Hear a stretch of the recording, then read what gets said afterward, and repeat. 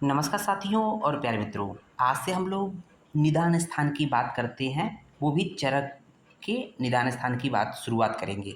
तो हम लोग चरक संहिता के संहिता अध्ययन 2 के अंतर्गत चरक संहिता की बात करेंगे, जिसमें सूत्र स्थान के कंप्लीट होने के बाद अब हम लोग निदान स्थान की बात करेंगे। चैप्टर नंबर 1 जो पहला चैप्टर है चरक का निदान स्थान, वो है ज्वर निदान अध्याय। क्या है? ज्वर निदान अध्याय। अब बात यहाँ पर प्रश्न ये उठता है कि सबसे पहले ज्वर के निदान स्थान की बात क्यों की गई है।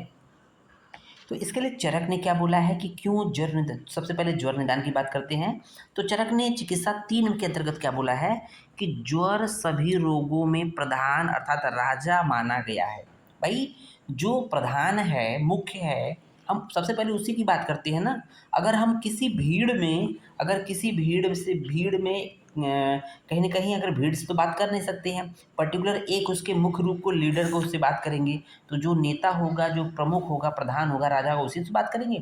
इसलिए ये जो ज्वर होता है सभी रोगों में प्रधान होता है, राजा होता है, इसलिए सबसे पहले ज्वर निदान की बात की गई है। तो यहाँ पर बोला भी है, देह इंद्रिय मनस्तापी सर्व रोग अग्रजो बलु, सर्व रोग अग्रजो बली। तो सभी रोगों में अग्रज है और बलवान है, इसलिए ज्वर प्रधान हो।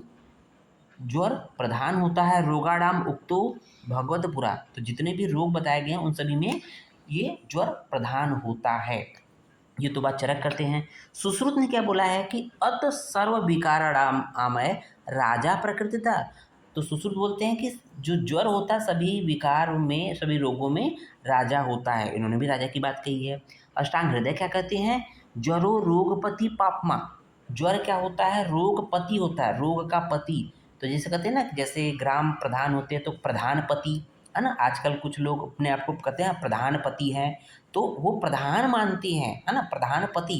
तो रोगपति बोला गया है वाग्भट ने ज्वर को, इसलिए उन्होंने सबसे पहले चरक हो या किसी भी, सबने ज्वर का निदान स्थान सबसे पहले शुरू किया है, निदान स्थान में ज्वर को। ठीक है ना। अब यहाँ पर कुछ पॉइंट है, नोट करने की बात है कि निदान स्थान के अन्य नाम या पर्याय की बात करते हैं, जिसको हम लोग व्याधि संग्रह बोलते हैं, निग्रह स्थान भी बोलते हैं। व्याधि संग्रह बोलते हैं, इसका पर्याय व्याधि संग्रह भी है और निग्रह स्थान भी है निदान स्थान का। ठीक है ना। अब बात कर लेते हैं कि निदान स्थान में अध्यायों की संख्या कितनी होती है। तो चरक ने निदान स्थान में 8 अध्याय की बात किया है। सुश्रुत ने 16 अध्यायों की बात किया है। चाहे अष्टांग हृदय हो, चाहे अष्टांग संग्रह हो, दोनों निदान स्थान में 16 अध्याय की बात किया है। और लास्ट में हम लोग बात करेंगे कि जब निदान की बात आती है तो एक पॉइंट हम लोग को याद रखना है कि निदाने माधव श्रेष्ठ है। जब कभी भी निदान का रेफरेंस हो तो उसमें किसको प्रेफरेंस देना चाहिए? माधव निदान को श्रेष्ठ प्रेफरेंस देना चाहिए। ठीक है ना। इसके बारे में डिटेल में हम लोग आगे बात करेंगे। अब इसके बाद हम लोग सिलेबस के पहले पॉइंट की बात करते हैं। पहला पॉइंट है जो सिलेबस में पढ़ना है, निदान पंचक। निदान पंचक क्या होता है तो उसके बारे में बात करते हैं कि यहाँ पर 5 चीज़ें हैं निदान से रिलेटेड। निदान पंचक किसी भी व्याधि की उत्पत्ति में, उत्पत्ति से लेकर उसकी शुरुआत से लेकर उसके अंत तक, अर्थात व्याधि के जो शुरू से लेकर अंत तक जो संप्राप्ति होती है, निदान से लेकर संप्राप्ति तक, ये 5 पॉइंट होते हैं, 5 चीज़ें होती है। चरक निदान 1 के श्लोक नंबर 6 में क्या बोला गया है? तस्य उपलब्धिर निदान पुरुरूप रूप लिंग उपसय संप्राप्ति। अर्थात किसी भी रोग का ज्ञान निम्नलिखित 5 बिंदुओं से होता है। किसी भी रोग का ज्ञान निम्नलिखित 5 बिंदुओं से होता है। तो ये जो 5 बिंदु हैं एक क्रमिक सीक्वेंस में होते हैं, एक क्रम में होते हैं। ध्यान दीजिएगा, ये ऊपर से लेकर नीचे तक कंटिन्यू होंगे, ऐसा नहीं कि नीचे से ऊपर जाएंगे। सबसे पहले निदान की बात करेंगे। निदान का मतलब रोगों का कारण हेतु। पूर्व रूप, कोई भी रोग होगा तो उससे पहले उसके कुछ ना कुछ रूप, पूर्व रूप आएंगे। निदान वो भी अव्यक्त अवस्था में, जो रूप होंगे उसके बाद वो रोग व्यक्त होगा। फिर उसके चिकित्सा की बात करते हैं, उपसय, देन उसके संप्राप्ति की बात करते हैं। ठीक है ना। तो ये तो बात हो गई निदान पंचक। निदान पंचक में चरक ने क्या क्या बोला है? निदान पुरुरूप लिंग उपसय संप्राप्ति। तो यहाँ पर लिंग को रूप बोलते हैं। तो निदान पुरुरूप लिंग उपसय संप्राप्ति या निदान पुरुरूप रूप उपसय संप्राप्ति, ये 5 निदान पंचक होते हैं। ये तो बात चरक ने कह दिया। वाग्भट ने क्या बोला है? कौन सा श्लोक बोला है? निदानम पुरुरूपाणी रूपाढ़ उपशयस्तथा संप्राप्तिश्चेति विज्ञानम रोगाणां पंचधा स्मृतम। अर्थात रोगाणाम पंचधा मृतम, किसी भी रोग को जानने के लिए 5 चीज़ें कौन कौन सी होती है। पहले नंबर पर निदान है, दूसरे पे पुरुरूप है, तीसरे पर रूप है, चौथे पे उपसय है, पांचवें पे संप्राप्ति होती है। तो ये 5 चीज़ें इन्होंने भी वही बोली है। अब बात कर लेते हैं कि जो एक एक करके बात करते हैं। पहले नंबर पर निदान। तो निदान क्या है? निदान का मतलब क्या होता है? रोगों का कारण या हेतु, किसी भी रोग का कारण या हेतु को निदान कहते हैं। ठीक है ना। अब इसके पर्याय क्या होते हैं निदान के? तो इम्पॉर्टेंट है, हेतु निमित्त आयतन कर्ता कारण प्रत्यय समुत्थान निदान। ये निदान के पर्याय हैं, जिसमें हम लोगों ने हाईलाइट किया है, स्टार लगाया है। आयतन, प्रत्यय, समुत्थान, ये इम्पॉर्टेंट पर्याय हैं जो कि AIPGT के कॉम्पिटिटिव एग्जाम में हो, किसी भी कॉम्पिटिटिव एग्जाम में पूछे जाते हैं कि आयतन किसका पर्याय है, प्रत्यय किसका पर्याय है, समुत्थान किसका पर्याय है। प्रत्यय BHU में देखेंगे उठाकर, तो BHU के जो PG होता है उसमें पूछा गया है। ठीक है ना। अब निदान के 3 भेद बताए गए हैं, कौन कौन से?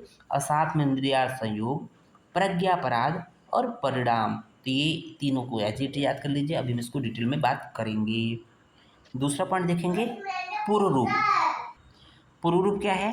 देखेंगे चरण निदान 1 के 8वें श्लोक में आप देखेंगे, आप लोग हाईलाइट भी कर लेंगे।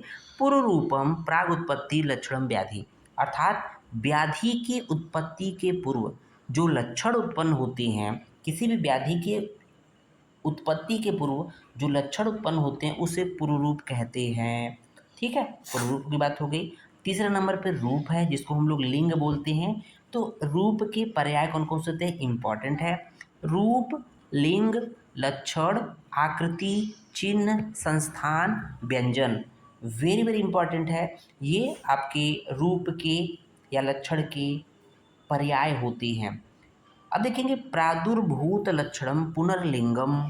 अर्थात उत्पन्न हुए रोगों के लक्षण को लिंग या रूप कहते हैं। तो जो भी रोग के लक्षण उत्पन्न होते हैं उसको लिंग या रूप कहते हैं। ठीक है ना। मान लीजिए किसी को क्षय रोग हो गया हो, तो उसको कौन कौन लक्षण उत्पन्न होंगे?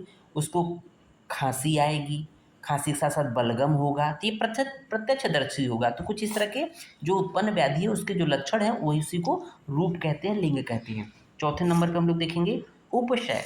उपशय का जो सामान्य अर्थ होता है साथ में, या इसका पर्याय साथ में होता है। तो यहाँ पर क्या है, इसको डिफाइन कैसे करेंगे?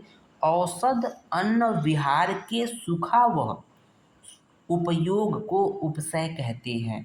औषध हो या अन्न हो या विहार, विहार मतलब कि आहार विहार के मतलब कि औषध अन्न के अलावा जो भी एक्टिविटी होती है, टहलना, घूमना फिरना, सोना जगना, उसको विहार कहते हैं।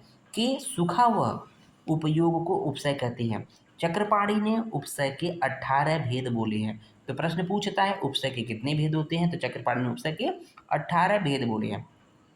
उपशय का विपरीत अनुपशय होता है। अनुपशय का मतलब होता है असाथ में, उपशय का मतलब होता है साथ में, हितकारी। ओके। अब देखेंगे 5वें नंबर पे संप्राप्ति है। तो दोषों का रोगोत्पादक व्यापार को संप्राप्ति कहती है। दोषों का रोगोत्पादक व्यापार को संप्राप्ति कहा जाता है। ठीक है ना। अब संप्राप्ति के पर्याय की बात करते हैं कि संप्राप्ति कौन कौन से पर्याय होते हैं, सिनोनिम्स होते हैं। जाति, आगति, ये संप्राप्ति के पर्याय होते हैं। एक प्रश्न और पूछता है कि संप्राप्ति के कितने भेद होते हैं? तो चरक ने संप्राप्ति के 6 भेद बताए हैं, जिसमें संख्या संप्राप्ति, प्रधान संप्राप्ति, विधि संप्राप्ति, विकल्प संप्राप्ति, बल संप्राप्ति, काल संप्राप्ति। चरक ने संप्राप्ति के 6 भेद बोले हैं, बाकी अन्य सभी आचार्यों ने संप्राप्ति के मात्र 5 भेद बोले हैं। इसका मतलब 6 में से कोई एक नहीं बताया होगा, तो वो है विधि संप्राप्ति। विधि संप्राप्ति केवल और केवल चरक ने बताया, अन्य किसी ने नहीं बताया है। अब देखेंगे सिलेबस का दूसरा जो पॉइंट है, निदान पर्याय। निदान के कौन कौन से पर्याय हैं? तो हम लोगों ने ऑलरेडी बात किया। तो सबसे पहले देखेंगे निदान किसे कहते हैं। तत्र निदानम कारणम इति उत्तम अग्रु। अर्थात निदान कारण को कहते हैं, किसी भी व्याधि का हेतु या कारण को निदान कहते हैं। तो निदान के पर्याय की बात करते हैं। चरक निदान के 1 के चैप्टर नंबर एक के श्लोक नंबर 3 में हम लोग देखा था, इह खलु हेतु निमित्त आयतन कर्ता कारणम प्रत्यय समुत्थानम निदानम इति न अर्थंतरम, अर्थात निदान के पर्याय की बात की गई है। तो हेतु है, निमित्त है, आयतन है, कर्ता है, कारण है, प्रत्यय है, समुत्थान है, निदान है। तो इसमें देखेंगे तो प्रत्यय इम्पॉर्टेंट है, समुत्थान इम्पॉर्टेंट है, आयतन इम्पॉर्टेंट है, ठीक है ना। ये कुछ इम्पॉर्टेंट पर्याय हैं जो कि निदान के अंतर्गत आते हैं। उम्मीद है वीडियो पसंद आया होगा। कंटिन्यू वीडियो हम इसके बाद वाले लेक्चर में डालेंगे। धन्यवाद।